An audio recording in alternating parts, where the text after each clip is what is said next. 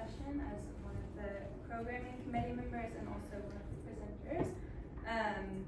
So would like to welcome you to our session 8C on prospecting and cultivating partners. So before we get started, I have housekeeping items. If you have questions, please put your hand up as you think of them. Brett and I want this to be interactive. We don't want to just talk at you for the next 40 minutes. Maybe Brett does. No. So yeah, so happy to answer them as we go and have a conversation.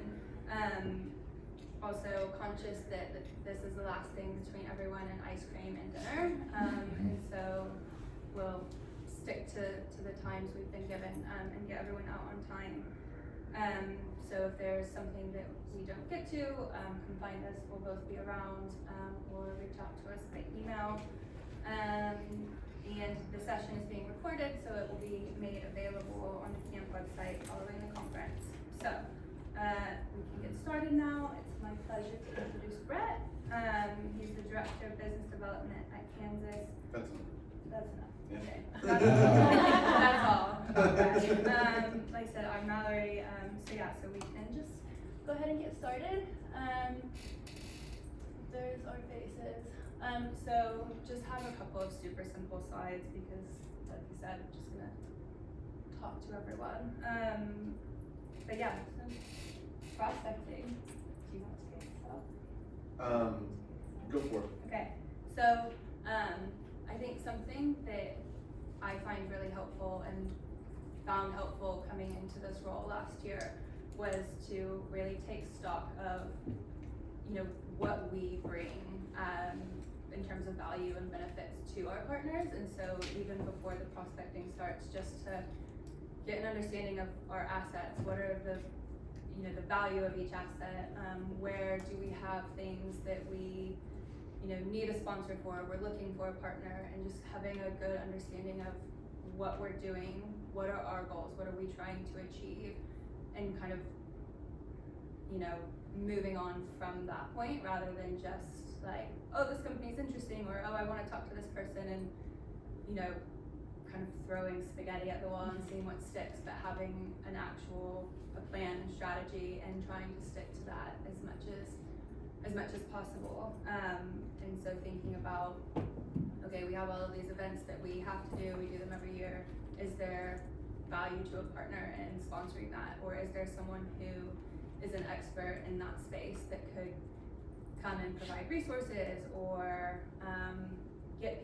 be a draw to get them to come to the event, and thinking through those sorts of things before I even actually start any kind of outreach.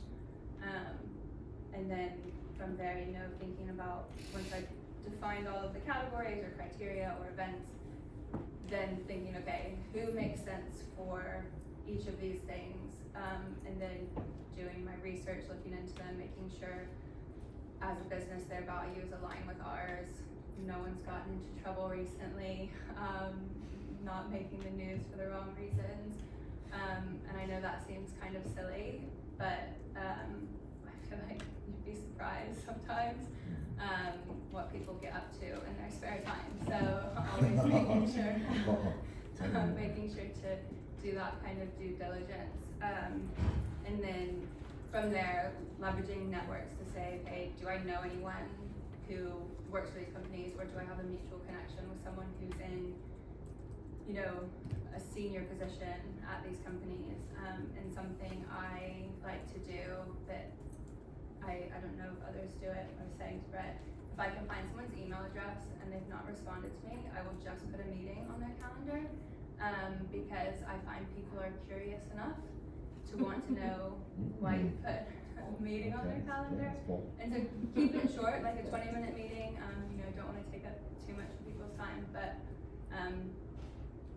a lot of times it works, and worst case you get on and no one turns up to it, and that's fine. But yeah, like I said, it's worked a few times, so that's how we got Southwest to sponsor AppSet last year. They stopped responding to me, so I just put time on the calendar, and she turned up and she was like, why am I here?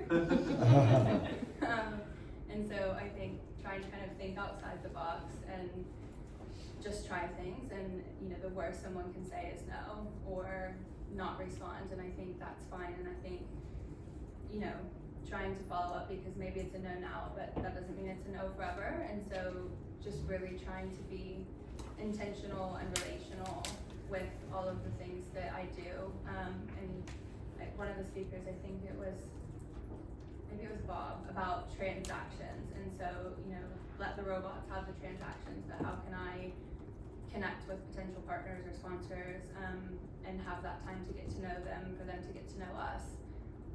And I think that has been something that has worked really well, and it's been a valuable, I think, way to spend time, kind of focusing on those things rather than trying to blast out an email to 100 people and see kind of who bites, but being intentional with the outreach. A lot of what we do, it kind of starts, with organic traffic. Like who do we know, who's expressed interest in advertising with us and partnering with us and sponsoring events, going back to people we've already done business with, that have maybe fallen off the map. We rely heavily on our relationships with our university community partnerships and our Learfield partnerships. So a lot of our biggest partnership is ours, like nobody else has part of that. We actually brought in our university partnerships just so we could use marks and logos, but everything, the majority of our other very large partnerships all come from those relationships. We do have somebody on staff, Andrew. He does a lot of the outreach for, like we had the Vets Day 5K event. We had a golf tournament in Kansas City. He's doing a lot of the outreach to local people to try to get them interested in stuff like that, and then going back to the well, going back to those people and asking them, are you interested in other opportunities to reach alumni outside of these events? We're having a kickoff event for football that we've typically done. It's been around for like 20 years or more, and it's in Kansas City in this very exclusive neighborhood. And it's been in partnership with athletics for the longest time. Well, with all the NIL changes that we just discussed, like they're not spending as much money on extracurricular activities that they don't have to. So we're in charge of it now. Obviously, they have just as much say as they did before because we need like the coaches and a couple players or whatever to be there. But we're fully in charge of all of the sponsors. So we got to go out and sell all the sponsorships. Luckily, one of our banks, we actually last year we invited the bank to this event because they were a tailgate sponsor, and with our football renovations going on, we did not have tailgates last year, or sponsored tailgates last year because we were at Arrowhead Stadium in Kansas City. So we invited them to this event as a make good for that because it was a very high quality audience, and they said it was the best event they ever did. So this year they came back and they're the top sponsor. So just stuff like that.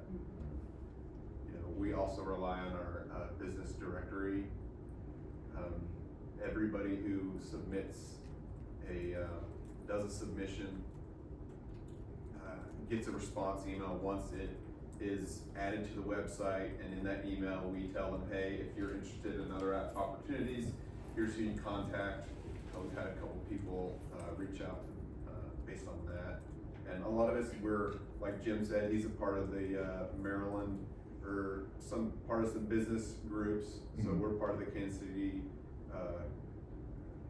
Commerce group, Chamber of Commerce, and then our president is part of the Lawrence Chamber of Commerce, so we go to a lot of networking events there to generate leads and relationships. Hey, the business director, I love that idea. Is that an automated email that goes when the, No, I get the forms submitted to me. We don't get a lot. okay. It's like maybe Ours is two a started week. off as well. Yeah. We're building that up. That's Yeah, like so someone else. we get those, I get the submissions, I put them on the website, and then I email them.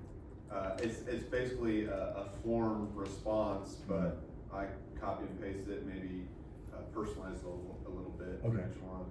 I love that. That's great. That's what I don't write it. Are you charging for that? No, our business directory is free to list now. And are you thinking about charging? Yes, And how yes. much are you thinking about charging? We're not sure yet. Okay. Probably like Somerset, or they do about $1,000. I think that's probably where we're gonna start. Yeah. But we're building that out as we speak, so it's very informative. I recommend having a tiered system. We're finding Yeah. that cuts out a lot of lower Yeah, mom and pop limits. we've discussed that, and I think we did talk with Sarah one afternoon. Oh, I bet she would. I think she suggested that too, so. Yeah, so we're also building a business directory or business network, for Aggie owned businesses at the Mhm. minute. We've just gone into development on that, and, there's gonna be the front end public facing, and then back end for the entrepreneurs to have access to programming and, network opportunities, just to try and really build a community, because obviously people who own their own businesses, they face challenges that, all of the other, just us workers Right. don't face. Oh, Did you have a question? Is your golf tournament linked around football season? No, Okay. no, it's just in June, it's for our Kansas City network. They volunteers in our Kansas City network board do a lot of the outreach for that, but we have some, of our, sponsors have that included in their sponsorship packages. Okay. Cause you said football players come, do you have to pay them? We're having football players come to our kickoff event. I don't believe we are paying them, Okay. but it may be part of some other agreement that they have with athletics Okay. to do events. Mhm. Do you find the business directory is a good way for some partners to like get their foot in the door to be a bigger sponsor for you? Like, is Absolutely. that rate's been pretty high? Or there are some examples of it that's worked. We've had people show interest, let me Okay. say that. I don't honestly think we've had any success like getting a long-term partnership out of it, but we have some follow-up to do on a couple people that were like, I'm interested, but like not right now. I think that's the keeping in touch, so again, just cause then there's a no now, not no forever, and, Mhm. because then when you come back to them the next time, it's a warm outreach rather than, putting time on someone's calendar and they have no idea who you are or what you're doing. We also have it's like a $40,000 deal that we're working on, that's been the contract's been ready for 3 months, we just haven't got it past lawyers or anything. But that came through our, university partnerships team, and they did all the outreach, they made the connection, and then they're getting a small chunk of it, we're getting the majority of it. So that'll be really good. So, moving to thinking about cultivating relationships, I think for us, again, it's that constant feedback loop, staying in touch, and those standard things that, everyone's doing already. Something I found really helpful for me is looking at, okay, our former students, that's our audience, and those are the people we're serving and we want to engage with and steward and, have them be donors and take part in all these things. And then on the other side, from my role, it's thinking about our partners and how do we get more of them, more of the right partners, who fit into our strategy and make sense for us. And then kind of looking at both sides to say, okay, this is what we're trying to do for our former students. Partners need more engagement. How can I leverage both of those groups so they kind of help each other? And so thinking about that, so with our corporate partners at the minute, I started a new program called the Aggie Network Academy. And so the idea for that is we need our young alumni to be more engaged, and I think from conversations I've been part of and heard, I feel like everyone is kind of in that same boat of how do we craft this? And so one of the things for me is young people want resources. They want guidance, they want help. They don't want to be contacted to say, do you want to become a Century Club member, or do you want this member benefit, or do you want this? Because they're like, I just paid you $100,000 to go to school here.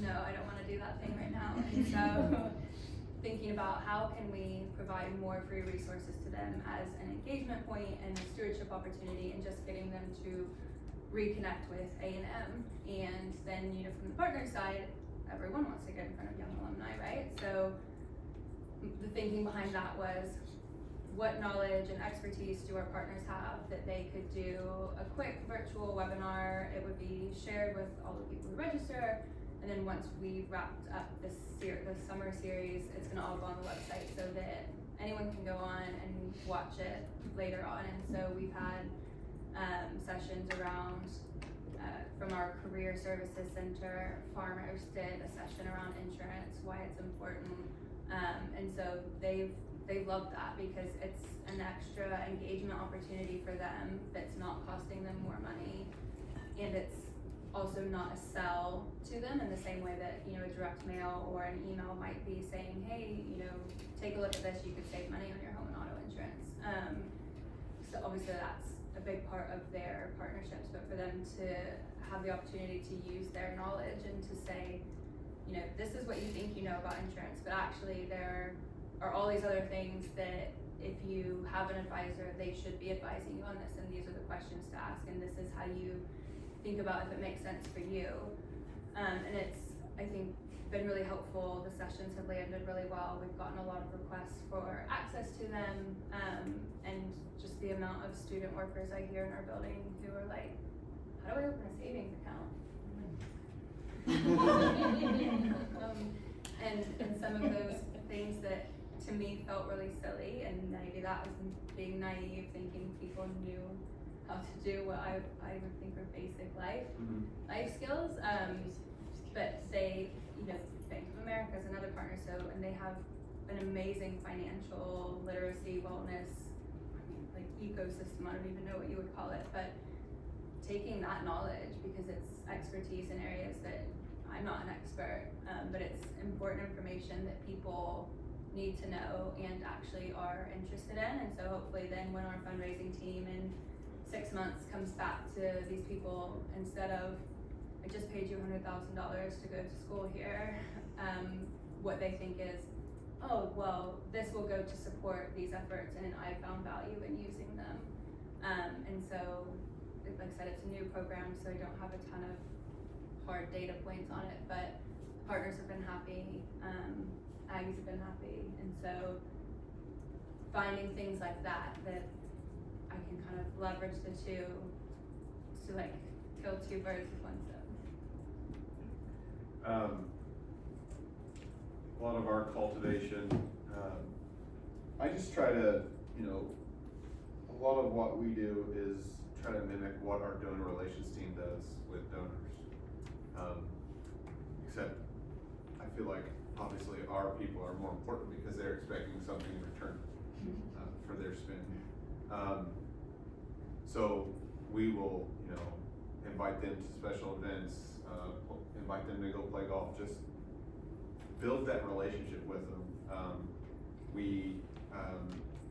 So every year we get an allotment of basketball tickets and an allotment of football tickets. So, you know, I'll send, starting with our, you know, most highest priority partners, and send them a message like, hey, here's the basketball schedule. Let me know what is your top game you want to go to, and then work my way down the list.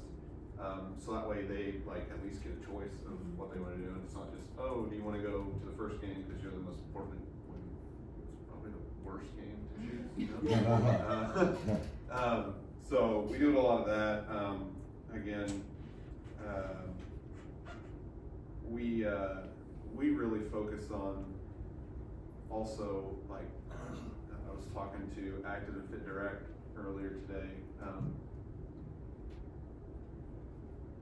They have asked for a lot in the agreement after we already signed it, so I know they want a lot in return for what they're doing, but I also want them to come back next year and sign another contract, so Yep. I've done my best and looked at the monthly reporting that they send to try to put their ads in as many open newsletter spots as we can, because I want them to generate registrations so that they continue to work with us. So I do that for all of our partners. You know, we have a special offer email that goes out once a month, and it's 8 to 10 ads. That's all it is, and it goes to our entire database. And we usually have like maybe 5, 6 sold ads in it. So I fill it with, you know, the Jostens, the Churchill Classics, all those guys, to just try to show them that we're trying, we're putting forth effort to make this partnership work for both teams. And then like Mallory said, regular touch points. Our biggest partners, we have quarterly, monthly meetings with them, just to make sure everybody's on the same page. And back on prospecting, our Andrew on my team, he has the LinkedIn Premium, so we do a lot of research through LinkedIn to see who, if, like Mallory said, if we're targeting a specific segment of a company to do business with, because like we don't have like an official gas station or something like that, we'll go out, dig into the LinkedIn presence and see if there's anybody from KU that has a connection. We also, in partnership with our university partnerships team, they have access to a platform called Sponsor United, and Sponsor United is used by a lot of professional sports teams and colleges, and basically any company is they list schools on there, they list companies on there, so you can go to University of Kansas and look at anybody who they have a sponsorship with, and you can click on those profiles and it'll give you all the LinkedIn information for the people who to contact at those locations. It'll give some detail about what's included in their agreement, like is it radio, is it TV, is it in-stadium sponsorships. That is extremely helpful in trying to find at least contact information for partners, but we don't get for that. Did you ever find out how much it cost? I did not, I don't know. I hadn't heard of that until Brett and I were talking. I was like, can you give me It's- more information yeah, about it's- this? This it's sounds an great. incredible tool. Where do they get the data? Sorry. It's all publicly So- available. Yeah, Okay. some of it's publicly available. A lot of like sports management students will get podunk jobs going to events. You know, Connor Stallions, Yeah. the whole story about him going to events. Like they have students that go to events just to take pictures of the sponsor ads in the stadium, Okay. stuff like that. So So they sit there and they'll just shoot video or photos of everything happening in a game and then upload it into the system. They get paid that way. We pay for it. I'm trying to remember how much it is. I know we got it under our purchasing threshold, so we didn't have to go out to bid for it. But I can't remember exactly how much we paid for it. what's that threshold? When you said that. Yeah. 10. 10. Okay. Yeah, so I think it was under 10 grand a year. But we correlate the data from Sponsor United with Rocket Reach. I was Okay. telling Bo about it yesterday. Rocket Reach is like $500 a month, and Rocket Reach uses AI to analyze a company's email structure, and basically is making its best guess at what people's email addresses Mhm. are based off of that stuff. But it's a very similar thing, and so we've used it to be able to pick the right targets and then go out and find who the people are that work at those companies and start reaching out to them. But then we also correlate that with alumni database and giving database and everybody else to see if we have the connections into the company instead of just cold calling. Right. Well, but if you have your email, you can just put some time in Put my it calendar. Yep. Yeah, and I think as well, like the layering all those things, and I feel like the theme of this is let the robots do the transaction, admin, things that you probably don't wanna do. I Mhm. hate all of the admin parts of Yeah, I don't- my life in general, if I can automate that. Yeah, I don't have time to do all that outreach, Mm-mm. like, there's. You guys have a couple questions. Oh, Yeah. sorry, I'm not in the best seat, I chose the comfy seat, not the best seat. That's for us. so fair. Y'all were touching on it a little bit, and I didn't know if you or anybody else in the room had any more insight on how you, like, maybe steward your partners once you have them, or I think that there was somebody at camp last year, it might have been UVA or maybe Washington, that did like a, partner, summit where they brought all their partners in, or picked a game and brought them all in for like a hospitality day. Does anybody do anything to steward them that's helpful? Utah does. Yeah. Sorry, I was looking up the price of what Like just stewarding your partners after you have them to like continue engaging with them. Yeah, so we try to do a lot of post performance, proof of performance. We Oh, yeah. basically have students and people we hire to do the same thing, take a picture of everything that happens, aggregate all the reports, try to do that and meeting with them regularly. Depending on the level of the partnership, we also we schedule specific either quarterly, monthly, or whatever meetings to make sure that we are matching what their objectives are. If there has to be a pivot with what we're fulfilling on campus, all of that stuff. So we don't get to the end of the contract or a year into the contract and they come back and say, well, really what we were hoping for was this. Right. Right? Absolutely. So oftentimes what we found is they start with, this is what we want, and either the university changes what assets are available or the company changes their desires, what they want out of that, their objectives. So we try to have those regular meetings with the clients, and the bigger the money, the more often we have those meetings and the more people are involved. But you also have those, tailgates. Oh, partner yeah. tailgates every Yeah, so week, right? we for home football games, we tailgate, our office does, and invite our corporate partners, licensees, anybody that's involved there. We regularly are buying tickets to non-athletic events, concerts, things like that, offering them to our partners, doing things like that. There's a couple of corporate sponsored suites that we sometimes get our other partners into, depending on who they are. But anything that our partners want, we try to figure out how can we deliver that and what can we do, and is there relationships we can facilitate with somebody else? What does it look like? Yeah. So we actually use one of our partnerships. We have an in-kind partnership with, it's called Jayhawk Autographs, and this guy does like all the autographs for basketball, football. He does other memorabilia as well, and we did like a $15,000 trade deal with him for all this stuff, and then we sent it out as gifts to our corporate partners, like for their holiday gifts, like, so.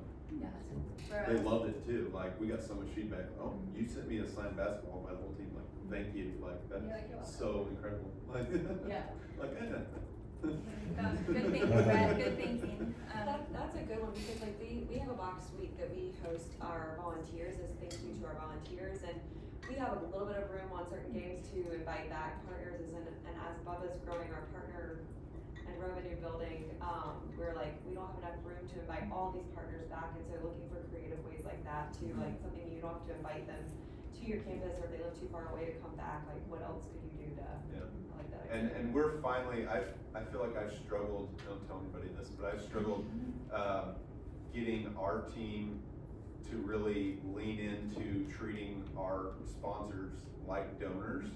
I feel like they're finally coming around and like giving us access to this, because we've had a suite before. Our football stadium was like renovated, and now that it's coming back, we're gonna have more access for our sponsors and everything. And somebody here said that last year, they said instead of calling them sponsors, they call them partners. Yeah, we Which I think is so cool. yeah, absolutely. Sorry. And I think for us, we don't do a lot of in-person engagement because most of our partners are all over the country, and getting them to College Station isn't always feasible, but just the regular touch points, asking for feedback. Anytime we send out a digital campaign or have an event or they're at something, I always send them a report following that and just check in to say, how do you think it went? You know, give me your feedback, good, bad. bad, ugly, I want to know all of it, and having those relationships where they feel like they can say, hey Mallory, you know, I absolutely love this, I really wanna try this next time, can we do that? And, you know, maybe this thing didn't go so well, we thought that's what we wanted, but actually, I don't think so, and so just making sure that they're comfortable and know that I genuinely want their feedback, their honest feedback, and not just, oh yeah, we really loved it, it's great. And so for us, that's worked quite well, and we also send some like thoughtful sort of gifts throughout the year, and certainly in the holidays. And oh, sorry, Jen was also. Just quickly, I agree with both of you. The touch points, if someone's, you know, sponsoring homecoming, give them tickets to the game. You know, like, bye, you need to go. And it makes a big difference. And you mentioned Sponsoring United. I met them, I believe, at Sponsorship Mastery Summit. I'm going in September. They're there. I'll report back to the group. Please. And also just overall in that conference, there's a number of potentials that just learning from the conference, but also potential partners as well. So I'll just put everything together and put, you know, for the group. And then people want to ask questions can reach out to me directly too. So thank you. One of you had another question. I have a question. Go ahead, I'm still writing my notes. My first one's really silly, and I forgot to ask you the first time. Who runs your business directory? Like, we have iModules, and that's a whole other problem. Yeah. But, because your business directory looks so cool, and I just wish my website would look half that way, but I can't, because I use a box every time. Well, we're trying to make it even more cooler, like summer at Texas. But thank you.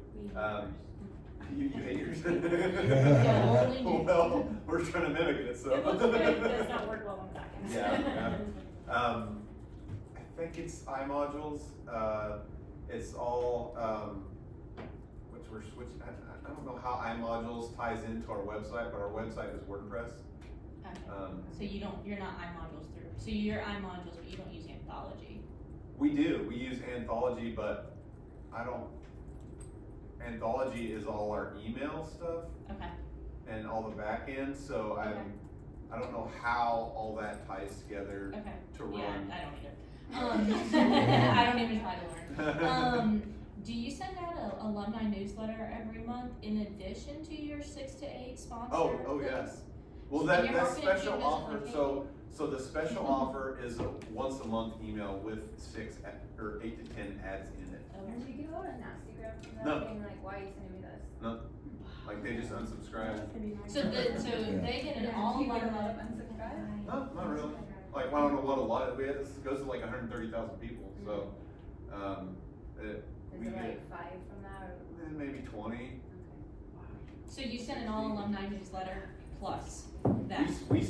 We have a newsletter every week. Wow. So we send a member newsletter, which is somehow gonna change because we're no longer a member-based organization. I don't know exactly all the details on that. We send, so that's the first week. The second week, we send 2 network newsletters. Those go to about 35,000 people each in Kansas and Missouri. Okay. So in Kansas and the Kansas City Metro. Okay. So, and then the next week is the special offer email. And the week after that is our Crimson Blue email, which was going to all alumni 40 and under and all members, so it was like 66,000. But moving forward, it's gonna be sent to our entire database because we didn't have anything that sent news and information to our entire alumni database. It was only ads, and we're like, that doesn't really make sense. Thanks. So it's kind of a general question, but especially for those alumni associations that are membership based, how do you juggle that fine line between stewarding your members and stewarding these sponsors? Very similar to what we're talking about with like the unsubscribe rates, but like at what point like you have to really evaluate the member value proposition of a sponsor versus like the revenue coming in? Anyone have any advice on how to navigate that tightrope? So we're not a members Okay. organization. We have a Century Club membership, but it doesn't. It's confusing. I don't know how we got to where we are, but because for us, once someone graduates, they're a former student. They have access to any and all of the things that we do. But they can become a Century Club member for reasons, and then that benefit is they get a physical copy of our magazine that's published 6 times a year. And I think for us with partners, so when we're going into like the agreement phase and looking at, okay, you want 2 direct emails and a direct mail in a calendar year, okay, and you want an ad in the magazine. Obviously, at heart, we're a fundraising organization, and so we have to be really careful with sending out, you know, direct communications, email blasts. We don't send a lot of stuff outside of fundraising, and so I'll, you know, work with those teams and schedule emails for partners around the fundraising efforts. And if someone is in like a renewal year for their Century Club membership, or they have a recent lapsed membership, I'll pull those from the list of people, because I think we have about 680,000 emailable former students, and so we're really careful about allowing access to that, because, you know, the data is our most valuable asset, and again, being a fundraising organization, we don't want to make them angry, and so finding that balance of, okay, well, you know, the growth of fundraising in general is slow, and for a lot of people, I think kind of trending downward, whereas, you know, the growth opportunity for non-philanthropic revenue is infinite, I guess. You can always add more sponsors, more events, more partners, and advertising, or additional emails, or anything like that. And so I think it's sort of leaning on leadership to say, what is your priority? And it coming back to kind of what I said before about your strategy and your goals as an alumni organization, rather than just being like, money, money, money, I can talk to all these people, I can add all this stuff, but thinking about it, what's going to help you hit your organizational goals, and working from there. I haven't figured out a magic formula for it, and I think it's just, you know, looking at it and being like, okay, what are all of the potentials if we do this thing? People might feel like this, or they might do that, and just weighing up the risk versus the reward, I think, and also making sure that if I'm about to do something, or if I'm gonna send an email to, you know, a few 100,000 people, I've talked to, you know, our VP of development, I've talked to the fundraising team, I've talked to my boss, just to make sure we're all on the same page, thinking about things the same way, and that everyone around the organization is bought in. And so if something does go wrong, it's, you know, not my head on the chopping block. It's we win together, we lose together. And so I think for us that's been really helpful. And then also having the other teams understand more about the partner program and about advertising and non-philanthropic revenue, because at least at the association, they, you know, live and breathe fundraising, and so they're super knowledgeable, they're good at their jobs. I don't come from a fundraising background, so I have no idea about fundraising, but non-philanthropic revenue, like that, I understand. That's a world that I'm comfortable in and I'm familiar with, and so trying to learn from them about what they do, but also make sure I'm teaching them at the same time kind of where I'm coming from, what I'm trying to do. Here's the strategy, this is what we're working toward and building toward, and this is how it's going to impact you and your teams, and we'll be able to add these new events, or add, you know, this new educational program, and having all of those things and showing them the benefit to that. So yes, a few donors might fall off, but just trying to really balance it, and not having a cookie cutter approach. Everything's custom, sorry, we have time. Yeah, you're fine. Oh. I think she had a question, Oh. maybe last question, and then we'll wrap up. Yes. So I had a question about, I think you guys kind of answered this a little bit earlier, is like, I'm looking at an event, our reunion homecoming is in the fall. How many partners do you bring to that to say what could be, is the first thing, and then outside of that, I'm wondering if you've worked, it sounds like you've worked with Active Fit, Brett, And is it a, rev share based on signups, and like how is your partnership been? Is it annual, renewal? Like what kind of revenue does it bring in? There's a lot of brands, super confusing. Not all those brands are even in my area, so it's like, you know, Stretch Lab is something that I recognize. How do you market that when you have like 17 different options under this main brand that is not recognizable at all? Okay, there were like 3 questions in there. I know. Well, to the active fit, we don't, they provide materials for the platform. They don't provide materials for the specific gyms within the platform.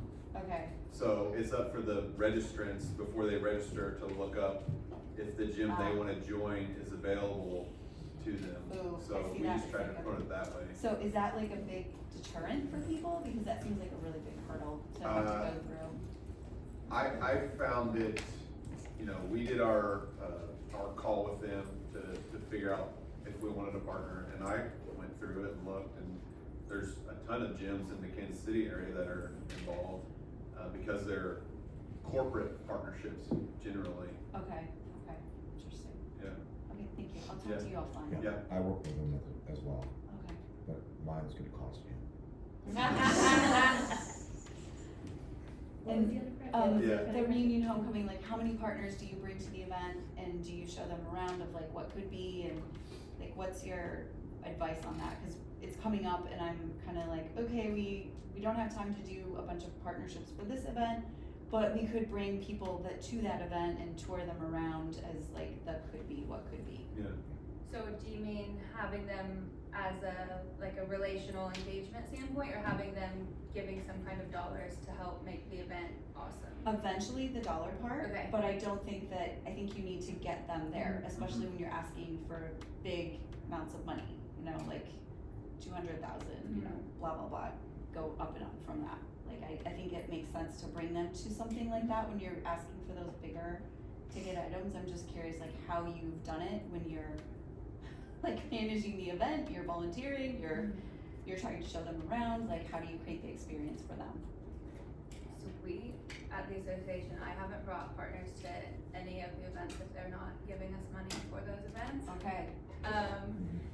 And I think, again, cause my attention at those things is pulled in a million different directions. Yeah. And so to be able to have that time with them and engage and get out of it, you know, a real like relationship building opportunity, I just don't have the capacity at those kinds of Okay. events. And so, yeah, unless they're giving us money towards the event, they don't come. But having them come around for other things, and again, a lot of my touch points with our partners, it's virtual, because they're, like I said, they're scattered all around. Working to get something, like I think you mentioned before, like a partner symposium, something to bring them all to College Station, do something fun, you know, and get them engaged, meet the leadership in our organization. But that is something we haven't done as good of a job as I think we could and should be doing up until now, but I think you do more. Yeah, I would just say, like, whenever we do like a homecoming event, I'm there to help our partners get set up, and then I let them do their work.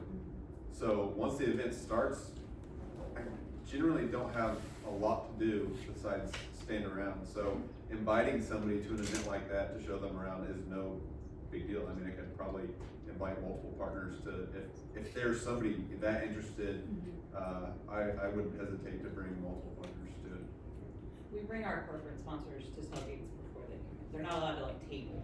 Right, Yeah. but They just have no to, presence, Yeah. but Right. we've had Okay. whiskey brands, beer companies, they'll Yeah, come in, vodka, check it out. They come in, and we give them all access passes. They usually come with a Learfield rep, which makes it easy, and then we have one point person on staff who is to liaise with them. summer, right? Yes. Okay, let's talk. And to Emily's question on trying to not lose the email subscribes and stuff like that, on our dedicated emails, we have a message. It used to be at the top, but when I came about, I moved it to the bottom because I thought it was terrible. But it's a message that just says, hey, you know, our association relies on corporate partners to help support programs and stuff like that. So please engage with our corporate partners as goodwill for the association. Yeah, we've got that too, and we have not sold your data to anyone as part of this, like, we are sending it, we hold it, it's not been shared. There's ours has a banner at the top that says a message on behalf of our partner. So ours does too, but people can't read. Yeah. And so we'll occasionally get emails and they'll say, why have you sold my data? And I am like, thank you so much for your feedback, we really appreciate it. We have not sold your data. This is sent from the association on behalf of our partners with some language like Brett just said. You know, these are important for us to be able to do the great work to serve the Aggie network. But people are like, no, you saw. I'm like, thank you for your feedback. Happy to have a call. And that's helpful. They don't usually want to have a call, but I offer. So in conclusion, I need to grow a backbone and not give in to one bad email. Yes. Yes. You can do it.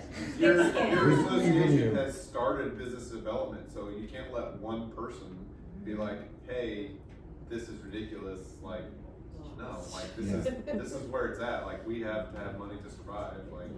Yeah, like, would you like If you don't to like it, you can unsubscribe, we can remove you from the mailing list, you don't have to receive it, like, Or up your donations. yeah. Yeah. Get comfortable getting uncomfortable. Absolutely. And And if someone's mad, it means they're reading your emails. Yeah. That is You have engagement. Yeah. That is true. I will say, we're not particularly, I mean, we make sure we don't send emails on the same day, we make sure that, Yeah. you know, we cultivate our audiences very carefully. But sponsors win. Yeah. Because we only get like 40% of our budget from other Yeah. revenue Right. sources, so. Well, and I think as well, like, no, everyone's not gonna be happy. It's just impossible. Yeah. Like, you are not Bluebell ice cream. You're not make everyone happy. They are one of our partners. I love them. They're fantastic. Bluebell ice cream, there's no. Yeah, we did before they had the listeria or whatever outbreak like No, we don't a talk few years about ago. that. Don't name them that, Brett, come I don't remember seeing Yeah. them come back. on. Well, thank you both very much. It's been a long